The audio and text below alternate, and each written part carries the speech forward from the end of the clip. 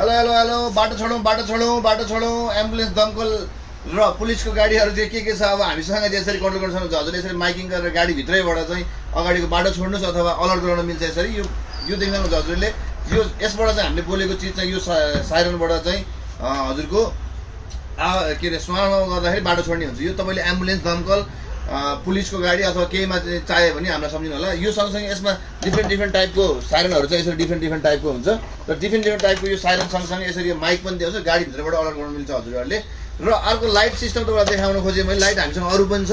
जो लाइट चाहिँ अलिकति डिफ्रेन्ट टाइपमा अलिकति अहिले एकदम भाइरल चलिरहेको लाइट हो यो चाहिँ। यसमा कति थरी बल्छ हजुरलाई मैले देखाएँ। एक थरी यो भयो, अर्को यो भयो, अर्को यो भयो, फेरि अर्को यो भयो, अझै अर्को यो भयो, अझै अर्को यो भयो। अब यसमा धेरै थरी नै बल्ने ऊहरू छ यो। अब हजुरको कुनै पनि गाउँपालिका नगरपालिका अथवा कहीँ केही छ भने यो अलगै भाग हजुरलाई यसरी पनि पाइन्छ हामीसँग।